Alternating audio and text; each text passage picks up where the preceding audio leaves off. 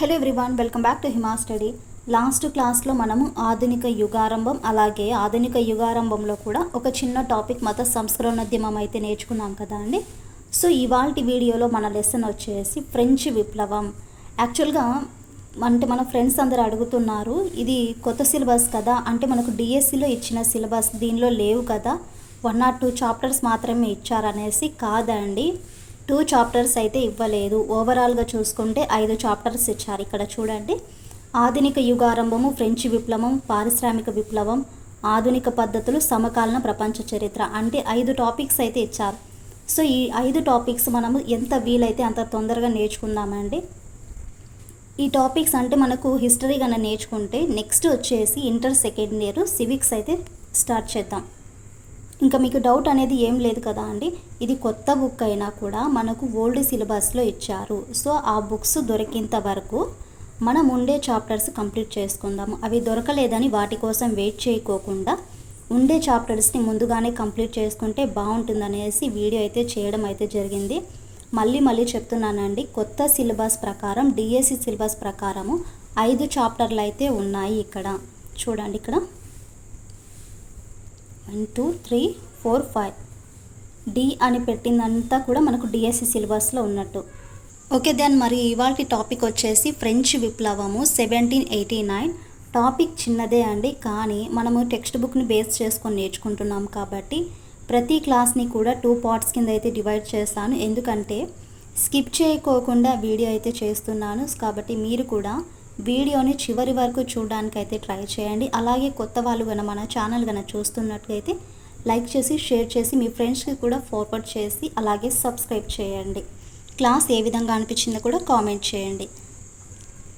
First paragraph చూడండి, స్వేచ్ఛ, సమానత్వం, సౌభ్రాతృత్వం కోసం మనకు ఫ్రెంచి ప్రజలు చేసిన పోరాటమే 1789 ఫ్రెంచ్ విప్లవము. దేనికోసం ప్రజలు అనేది పోరాటం చేశారు? స్వేచ్ఛ అలాగే సమానత్వము, సౌభ్రాతృత్వం కోసం ఫ్రెంచి ప్రజలు చేసిన మనకు పోరాటాన్ని 1789 ఫ్రెంచ్ విప్లవం అనేసి అంటారు. ఈ విప్లవము ఐరోపా ఖండంలోనే కాకుండా మొత్తం ప్రపంచాన్ని, యావత్ ప్రపంచాన్ని స్వేచ్ఛ, స్వయం పాలన దిశకైతే నడిపించింది. ఫస్ట్ మనము దీని గురించి తెలుసుకునే ముందు దీని గురించి అయితే తెలుసుకుందాము. ఫస్ట్ మనకు బూర్బన్ రాజు వంశస్థుల పరిపాలన అనేది ఎలా ఉందైతే చూద్దామండి. ఫ్రెంచ్ విప్లవం గురించి తెలుసుకునే ముందు ఆ దేశం యొక్క పరిస్థితులు కానీ సంస్థలను గురించి కానీ తెలుసుకోవడం చాలా అవసరం. మనకు ఆధునిక యుగంలో ఈ విప్లవం వలన ఫ్రాన్స్ దేశంలోని భూస్వామ్య వ్యవస్థ, రాచరిక వ్యవస్థలలో మార్పు వచ్చి ప్రజాస్వామ్య వ్యవస్థ వైపుకు దృష్టి అనేది కేంద్రీకృతమైనది. ఫ్రాన్స్లోని సమాజం మొత్తం పూర్తిగా మార్పు చెంది కొత్త సిద్ధాంతాలకు, విధానాలను అయితే రూపకల్పన అనేది జరిగింది. బూర్బన్ రాజుల యొక్క వంశస్థుల పరిపాలన అయితే ఈ విధంగా అయితే ఉంది. నెక్స్ట్ బూర్బన్ మనకు వంశం గురించి అయితే తెలుసుకుందాం. ఫ్రాన్స్ను పరిపాలించుకున్న బూర్బన్ రాజ వంశస్థులు తాము దేవుని అనుగ్రహం వలన పరిపాలకులం కాగలినట్లును, దేశాన్ని పరిపాలించే హక్కు తమకు దేవుని యొక్క అనుమతిగాను, ప్రజలకు తాము ఏ విధముగాను జవాబుదారులం కాము అనేసి భావించారు. ఇక్కడ చూడండి, బూర్బన్ యొక్క వంశం గురించి తెలుసుకుంటే ఫ్రాన్స్ను పరిపాలించుచున్న బూర్బన్ రాజు యొక్క వంశస్థులు తాము దేవుని అనుగ్రహం వలన పరిపాలకులం కాగలినట్లు, దేశాన్ని పరిపాలించే హక్కు తమకు దేవుని యొక్క అనుమతిగాను, ప్రజలకు తాము ఏ విధంగాను జవాబుదారులు కాము అనేసి వాళ్ళు భావించారు. రాజు దేవుడికి మాత్రమే అనుచరుడిగా భావించడం అయితే జరిగింది. ఈ ఆలోచన విధానం వలన రాజు తమ అధికార నిర్వహణలో కూడా సరైన పాత్ర పోషించలేకపోయాడు. రాజు సంపూర్ణ అధికారం కలిగిన నిరంకుశ రాజు సంపూర్ణ అధికారం కలిగిన ఒక నిరంకుశ రాజు తనకు నచ్చిన చట్టములు చేయవచ్చును, తనకు నచ్చిన విధముగా పన్నులు విధించవచ్చును, ప్రభుత్వ ఆదాయమును తనకు నచ్చిన విధముగా ఖర్చు చేసుకునే హక్కు రాజుకైతే ఉంది. యుద్ధాలు చేయుటకు కానీ, శాంతి ఒప్పందములను కుదుర్చుటకు లేక స్నేహ సంబంధములను ఏర్పరచుకునకు రాజుకు అన్ని అధికారాలు అయితే ఉంటాయి. మరి ఫ్రాన్స్ దేశ రాజధాని మనకు ప్యారిస్ నగరము. కానీ రాజు కానీ అతని యొక్క కుటుంబ సభ్యులు ప్యారిస్కు 12 మైళ్ళ దూరంలో ఉండే వర్సెల్స్ నగరంలో నివాసము ఉంటారు.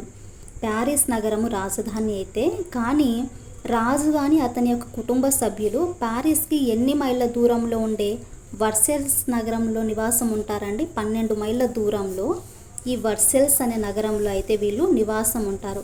అక్కడ ఉన్న రాజభవంతులలో మనకు కుటుంబీకులతో పాటు వాటి దగ్గర బంధువులు కూడా వీరికి నివాసం అనేది ఉండడం అయితే జరిగింది. ఎవరికి వారికి ప్రత్యేక సదుపాయంతో వసతులు అయితే కల్పించబడ్డాయి.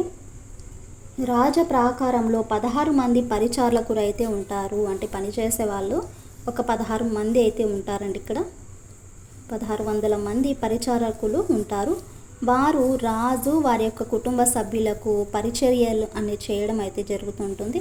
మరి రాణివాసమునందు రాణి గారికి పరిచర్యలు చేయడానికి ఎంతమంది సేవకులు అయితే ఉన్నారు? 500 మెంబర్స్ అయితే ఉన్నారు. ఈ సేవకులకు జీతభత్యముల నిమిత్తము $40 లక్షల అయితే ఖర్చు చేసేవారు. ఎన్ని లక్షల డాలర్లు ఖర్చు చేసేవారు? $40 లక్షల ఖర్చు చేయడం అయితే జరిగింది. రాజనివాసంలో భోజన సదుపాయములకు సంవత్సరమునకు $1.5 మిలియన్ల అయితే ఖర్చు చేసేవారు. 1789లో ఈ ఖర్చులన్నిటినీ లెక్కించగా $20 మిలియన్ల ఒకే సంవత్సరంలో ఖర్చు చేసినట్లు తెలిసినది. 1789లో ఈ ఖర్చులన్నిటిని వాళ్ళు లెక్కించగా ఎన్ని డాలర్లు ఒక సంవత్సరంలో ఖర్చు చేసినట్టు తెలిసింది మనకి ఇక్కడ? $20 మిలియన్ల. రాజుగారి సైనిక శిబిరంలో 1900 గుర్రములు మరియు 200 రథములు కలవు. వీటి నిమిత్తం సంవత్సరమునకు $4 మిలియన్ల అయితే ఖర్చు చేస్తున్నారు. రాజప్రాకారము మొత్తము విలాసములకు మారుపేరు. ఈ యొక్క రాజప్రాకారం అనేది విలాసములకు మారుపేరు. అందుచేతనే బూర్బన్ రాజప్రాకారంలో జరిగే ఖర్చు మొత్తం దేశానికి సమాధి ఖర్చు వంటిదనేసి భావించేవారు, అంటే అనుకునేవారు. ఫ్రెండ్స్, మీకైతే ఒక చిన్న విషయం చెప్పాలి. ఇక్కడ ఏంటంటే ఫస్ట్ మనకు ఒక చాప్టర్ అన్నది అర్థం కాలేదనుకోండి, for example geography, history, economics, civics, anything ఏదైనా సరే ఒక టాపిక్ కన్నా తీసుకుంటే ఆ టాపిక్ మనం క్లియర్గా అర్థం కాలేదనుకోండి, అలాంటప్పుడు మనం ఏం చేద్దాం, ఆ టాపిక్ని వదిలేసేయండి. అంటే ఆ టాపిక్ని వదిలేసి నెక్స్ట్ ఉండే టాపిక్ కోసం అయితే చదవండి. ఎందుకంటే మనకి ఇదే టాపిక్ రెగ్యులర్గా చదవడం వల్ల దీనికే మనం టైం అంతా వేస్ట్ చేస్తాం. సో నెక్స్ట్ వేరే టాపిక్ చదివితే టైం అనేది సేవ్ అవుతుంది. లేదా ఇది మనకు లాస్ట్లో చదివినా పర్లేదు, ఆ టాపిక్ అయితే ఉండే టాపిక్స్ అన్నీ కంప్లీట్ చేసుకొని ఆ టాపిక్ లాస్ట్లో చూసుకున్నా పర్లేదు. అలా కాకుండా టైం అనేది ఉంటుంది. అప్పుడు రిపీటెడ్గా ఒక లెసన్ కన్నా చదివామనుకోండి, ఫస్ట్ టైం అర్థం కాదు, సెకండ్ టైం, థర్డ్ టైం ఖచ్చితంగా అర్థం అవుతుంది ఎలా అయినా సరే. ఇదైతే నా పర్సనల్ ఒపీనియన్ అండి, ఎందుకంటే నేను కూడా ఇలానే చేస్తాను. సో మీరు కూడా మీకు నచ్చితే అలానే ఫాలో అవ్వండి. నెక్స్ట్ ఇక్కడ 16వ లూయి చక్రవర్తి గురించి అయితే నేర్చుకుందాము. ఇది వరల్డ్ హిస్టరీ కాబట్టి ఇక్కడ మీరు అక్కడ యొక్క రాజుల గురించి, అలా యొక్క చక్రవర్తులు, వారి యొక్క పరిపాలన, సంస్కృతులు ఎలా ఉండేవి, దాని గురించి అయితే మనం నేర్చుకుందాం. అలాగే మీరు ఎక్కడ కూడా ఏ లైను, ఏ పారాగ్రాఫ్ కూడా స్కిప్ చేయొద్దండి. ఎందుకంటే ప్రతిదీ కూడా ఒక లైన్గా ఇస్తారు. ఆ లైన్గా నేర్చుకుంటేనే కదా, స్కిప్ చేస్తూ కన్నా ఉన్నామనుకోండి మనకి ఆ లెసన్ అనేది అర్థం కాదు. మెయిన్ మనకు inter second year, inter first year school assistant వాళ్ళకైతే మెయిన్ సోర్స్ మనకంటే మెయిన్గా బిట్స్ మ్యాక్సిమం ఒక 10 కానీ 15 కానీ inter second year, inter first year నుండి అయితే రావచ్చండి. కాబట్టి మీరు మనకు ఈ టాపిక్స్ అంటే ఇంటర్ సిలబస్ అంతా కూడా బాగా నేర్చుకుందాం. చూడండి, ఇక్కడ 16వ లూయి చక్రవర్తి ఆయన యొక్క పరిపాలన కాలం 1774 నుండి 1793 వరకు ఫ్రాన్స్లో ఎంతో కాలముగా పేరుకుపోయిన సమస్యలని తన నెత్తి మీద వేసుకున్న దురదృష్టవంతుడు 16వ లూయి చక్రవర్తి. ఇక్కడ చూడండి, ఫ్రాన్స్లో ఎంతో కాలంగా పేరుకుపోయిన అంటే మిగిలిపోయిన సమస్యలన్నీ ఎవరి నెత్తి మీద వేసుకున్నాడు, తనని దురదృష్టవంతుడు అనేసి అన్నారు. ఎవరిక్కడ? 16వ లూయి చక్రవర్తి. ఇక్కడ అపరిష్కృత సమస్యలే ఫ్రెంచి విప్లవమునకు కారణమయ్యాయి. ఫ్రాన్స్ను పరిపాలించిన బూర్బన్ రాజవంశములో ఈ 16వ లూయి చివరివాడు. బూర్బన్ యొక్క రాజవంశములో 16వ లూయి చివరివాడు. 16వ లూయి 1774 నుండి 1792 వరకు అనేది పరిపాలించాడు. అంటే 1774 నుండి 1792 వరకు అయితే ఈయన పరిపాలించడం అయితే జరిగింది. ఇతని తండ్రి 15వ లూయి మరణించిన నాటికి అతని యొక్క వయసు ఎంత ఉంది? 20 సంవత్సరాలు. ఇతని భార్య వచ్చేసి మేరీ ఆంతువానెత్, ఈమె వయసు వచ్చేసి 19 సంవత్సరాలు. తండ్రి అనంతరం 16వ లూయిని చక్రవర్తిగా ప్రకటించగానే భార్యాభర్తలు ఏమన్నారు ఇక్కడ? అయ్యా, మనం వయసులో చాలా చిన్నవారం కదా, ఇంతటి పరిపాలన యొక్క భారం మనం మోయడం కష్టం కదా అనేసి వాళ్ళు అభిప్రాయపడ్డారు. అంతే కదా అండి. ఇక్కడేమో 20, అక్కడేమో 19. అప్పుడు వాళ్ళ యొక్క ఇన్నర్ ఫీలింగ్ ఎలా ఉండింది? మనం చాలా చిన్న వయసు వారం కదా, ఇంతటి పరిపాలన యొక్క భారం అనేది మనము ఎంత కష్టం మనం మోయడం అనేది అనేసి వీళ్ళు అభిప్రాయపడ్డారు. 16వ లూయి చాలా మంచి భావాలు కలిగిన వాడు, కానీ అతని మనస్సుకు సరైన లక్ష్యం అనేది లేదు. అతడు పెద్దగా చదువుకోలేదు. అతడు నిర్ణయములు తీసుకోవడంలో సంకోచము, మందకొడితనము, బద్ధకము మొదలైన అవలక్షణములు కలిగిన వాడు. అతడిలో నాయకత్వ లక్షణములు చాలా తక్కువగా ఉండేవి. ఎక్కడ ప్రమాదం పొంది ఉన్నదో, ఏ విధంగా ప్రమాదం నుండి బయటపడాలని అతనికి తెలియదు. అతడి మనుషుల మనస్తత్వాలు చదవడం రాదు, కానీ చాలామంది మాటలు విని తను నష్టపోవడం అయితే జరిగింది. పరిపాలనా కాలం ప్రారంభంలో 16వ లూయి ఎక్కువగా టర్గట్ చేత ప్రభావితుడైనాడు. టర్గట్ ఆ కాలంలో గొప్ప తెలివిగల వ్యక్తి. ఎవరి వల్ల ఈయన ప్రభావితం అయ్యాడు? టర్గట్ అనే కాలంలోన గొప్ప తెలివిగల వ్యక్తి. నెక్స్ట్ ఈయన గారి భార్య గురించి అయితే మనం తెలుసుకుందామండి. ఇక్కడ మేరీ ఆంతువానెత్ గురించి. ఈమె వచ్చేసి ఆస్ట్రియా రాణి. మేరియా దెరిస్సా కుమార్తె ఆంతువానెత్ ఫ్రెంచి యువరాజు 16వ లూయిని వివాహం చేసుకుంది. ఆమె అందమైనది, అలాగే ఆకర్షణీయమైనది, చురుకైనది కూడా. గట్టి నిర్ణయములు తీసుకునే శక్తి, ధైర్యం మొదలైనవి ఆమె యొక్క లక్షణాలు. అయితే ఆమెకు విజ్ఞత కానీ, ఫ్రాన్స్లోని సామాన్య ప్రజల మనస్తత్వములు అర్థం చేసుకునే శక్తి అయితే లేదు. ధనవంతుల కుటుంబంలో జన్మించిన మేరీ ఆంతువానెత్కు తన కంటే తక్కువగా ధనవంతుల పట్ల చులకన భావం అనేది కలదు. ఇక్కడ చూడండి, తక్కువగా ధనవంతుల పట్ల చులకన అనేది ఉండేది. ఆస్ట్రియా రాజధాని వియన్నాలో పుట్టి పెరిగిన మేరీ ఆంతువానెత్ ఎక్కువగా చదవడం అయితే చదువుకోలేదు.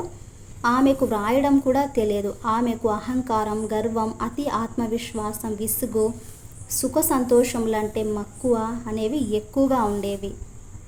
సమాజం గురించి అయితే చూద్దాము. ఫ్రాన్స్ దేశంలో ఆనాటి కాలం నాటి పరిస్థితులు సంతృప్తికరంగా అయితే లేవు. సమాజంలో అసమానతలు చోటు చేసుకున్నవి.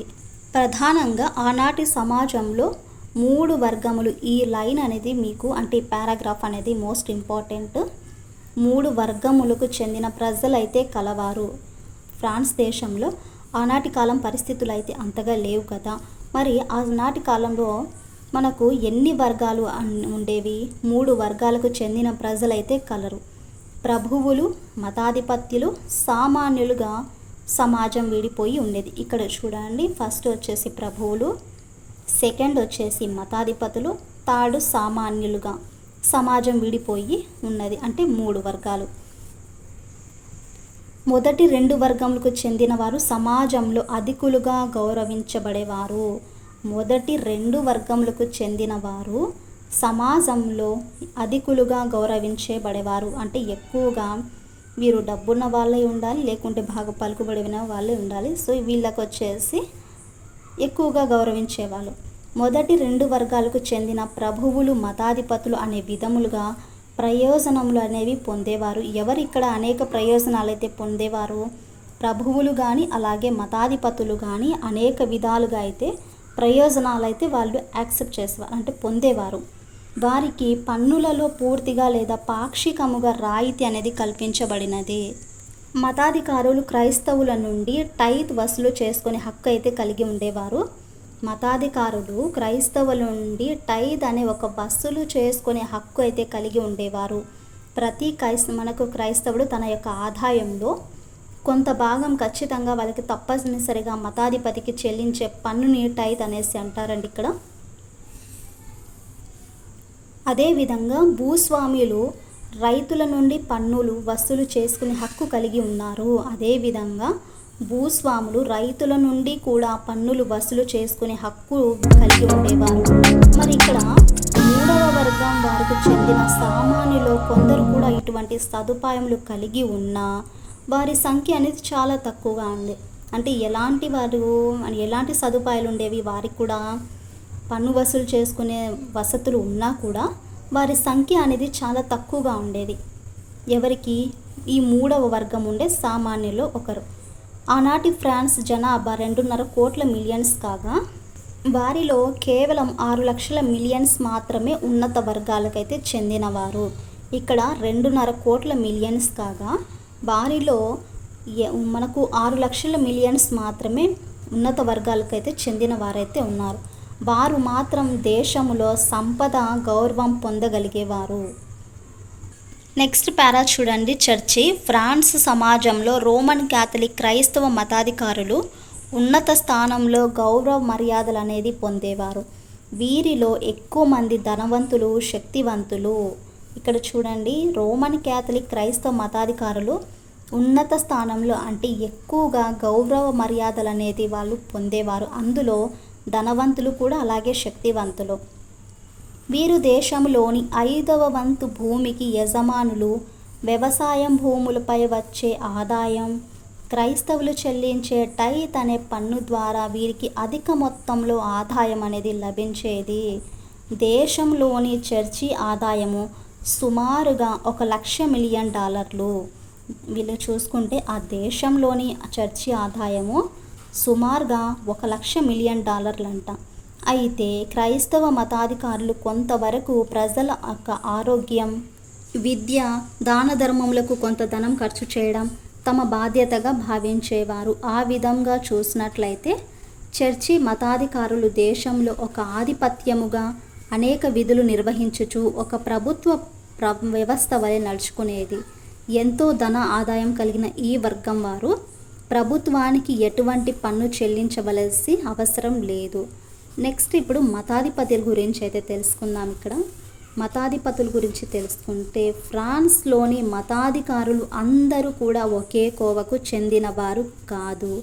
వారిలో ఉన్నత, సాధారణ మతాధిపతులుగా విభజన అయితే కలదు. లక్షలాది మందిలో 5,000 నుండి 6,000 మంది మాత్రమే ఉన్నత వర్గానికి చెందిన మతాధిపతులు. ఎక్కువ మంది దిగువ స్థాయి మాత్రమే మతాధిపతులు ఉండేవారు. ఈ దిగువ స్థాయి వారంతా ఎన్నవ వర్గానికి చెందినవారు? 3వ వర్గం అయిన సామాన్యులతో కలిసి ఫ్రెంచి విప్లవ పోరాటానికి వెన్నుదన్నుగా నిలిచేవారు. ఉన్నత స్థాయి మతాధిపతులుగా చూసుకుంటే ఫస్ట్ మనకు మతాధిపతుల గురించి అయితే తెలుసుకున్నాం కదా. నెక్స్ట్ ఉన్నత స్థాయి మతాధిపతుల గురించి తెలుసుకుంటే క్రైస్తవ మతస్థులు చెల్లించే పన్నులు వగైరా వలన వచ్చే ఆదాయంలో ఎక్కువ భాగం ఎవరికి పొందేవారు? ఈ ఉన్నత స్థాయి మతాధిపతులు అనేది పొందేవారు. దేశం మొత్తంలో 134 మంది బిషప్లు, మరికొంతమంది మతాధికారులు మొత్తం కలిసినచో 5,000 లేదా 6,000 మంది మాత్రమే ఉండేవారు. ఇక్కడ చూడండి, 134 మెంబర్స్ ఇక్కడ బిషప్లు, మరికొంతమంది మతాధికారులు మొత్తం కలిపితే 5,000 లేదా 6,000 మంది మాత్రమే ఉండేవారు. మరి ఈ స్థాయి యొక్క మతాధిపతులు మతములో అత్యధిక ఆదాయం లభించే పదవులు అన్ని ప్రభువుల కుమారులు దక్కించేవారు. అంటే వీళ్ళ యొక్క కుమారులు అనేవి ఆదాయం లభించే పదవులు అన్ని ప్రభువుల యొక్క కుమారులకైతే దక్కించుకునేవారు. వారు పెద్ద మొత్తంలో జీతములు తీసుకునేవారు తప్ప మత బాధ్యతలను పెద్దగా నిర్వహించేవారు కాదు. సమాజంలో మతాధిపతులు చాలా పవిత్రమైన వారని, వారికి అప్పగించిన పని కూడా చాలా పవిత్రమైనదనే భావన వీరికి ఏమాత్రం లేదు. స్ట్రాస్బర్గ్ పట్టణంలోని ఆర్చ్ బిషప్ సంవత్సర ఆదాయము $3,00,000. ఇక్కడ చూడాలి, స్ట్రాస్బర్గ్ పట్టణంలోని ఈ యొక్క ఆర్చ్ బిషప్ యొక్క సంవత్సర ఆదాయం ఎంత? $3,00,000. అతడు ఒకే సమయంలో 200 మందికి అతిథులకు ఆతిథ్యం ఇయ్యగల సదుపాయం అయితే కలిగి ఉన్నాడు. అతని ఇంటిలో గల వంట సామాన్లు వెండితో తయారు చేయబడినవి. అతని వద్ద 180 గుర్రములు అయితే ఉన్నాయి. అవి అతిథులకు విలాసములుగా తిరిగి రావడం కోసం పోషింపబడేవి. మతాధిపతుల విలాసవంతమైన జీవన విధానానికి ఇదొక ఉదాహరణ అయితే చెప్పవచ్చు. మతాధిపతులు అలాగే ఉన్నత స్థాయి మతాధిపతులు. లాస్ట్కి ప్రభువుల గురించి అయితే తెలుసుకుందాం. ఇక్కడ మీరు లెసన్స్ చూసేటప్పుడు కాస్త ఓపికగా లెసన్ అంతా చూడండి. ఎందుకంటే టెక్స్ట్ బుక్స్ కదా అండి ఇవి. టెక్స్ట్ బుక్స్ లేక ఎంత ఇబ్బంది పడుతున్నారో తెలుసా అండి. ఇక్కడ చాలామంది ఉన్నారు మన ఫ్రెండ్స్ కూడా. కాబట్టి మీరు కొద్దిగా నెగ్లెక్ట్ని వదిలేసి నేర్చుకుంటే బెటర్ అని అంటున్నాను నేనైతే. చూడండి ఇక్కడ ప్రభువుల గురించి. ఫ్రాన్స్ సమాజంలో ప్రభువులు ప్రాధాన్యత కలిగిన వారు అయినప్పటికీ వారిలో కూడా విభజనలు అయితే కలవు. ప్రభువులలో 2 వర్గాలు అయితే మళ్ళీ ఉన్నాయి. కత్తిపట్టి యుద్ధరంగంలో రాజుకు అండగా నిలిచేవారు ఒకరైతే, రెండవ వర్గం వారు వచ్చేసి ప్రాంతీయ అధికారులుగా రాజ్యాధికారంలో భాగస్వాములు. ఇక్కడ చూడాలి, మొదటి స్థాయి వారు వేల సంఖ్యలో మాత్రమే కనబడతారు. వీరు తెలివిగలవారు. అందుచేత ఎక్కువగా వీరు వర్సెల్స్ పట్టణంలో నివసిస్తూ రాజు యొక్క కుటుంబానికి చేరువగా ఉండేవారు. ప్రాంతీయ ప్రభువులు తమ ఆధీనంలో ఉన్న ఎస్టేట్స్లను తమ ప్రతినిధులకు అప్పగించేవారు. ఈ ప్రతినిధులు రైతుల నుండి ఎంత వీలైతే అంత వసూలు చేస్తూ రైతులను పట్టి పీడించేవారంట. ప్రభువులలోని ఈ వర్గం అనుభవించే భోగములు అందరికీ ఈర్ష్య కలిగించేవి. వీరు ఆహ్లాదకరమైన నివాసములు నిర్మించుకొని విలాసవంతమైన జీవనం అయితే గడిపేవారు. ఇది ఫ్రెండ్స్ ఈ లెసన్, అంటే ఫ్రెంచ్ విప్లవం నుండి కొంచెం హాఫ్ లెసన్ అయితే నేర్చుకుందాం. మిగిలిన హాఫ్ లెసన్ వచ్చేసి నెక్స్ట్ వీడియోలో అయితే చెప్తానండి. ఎందుకంటే కంప్లీట్గా ఒకేసారి నేర్చుకుంటే మనకు కూడా వినడానికి అలాగే నేర్చుకోవడానికి కన్ఫ్యూజన్గా ఉంటుంది, ప్లస్ చూడడానికి కొద్దిగా బోర్ అయితే కలుగుతుంది. సో నెక్స్ట్ వీడియోలో అయితే నెక్స్ట్ క్లాస్ అనేది అప్లోడ్ చేస్తాను. ఐ హోప్ మీ క్లాస్ నచ్చిందనేసి అనుకుంటున్నానండి. మన క్లాసెస్ మీరు నచ్చితే ప్లీజ్ లైక్ చేయండి, షేర్ చేయండి, సబ్స్క్రైబ్ చేయండి.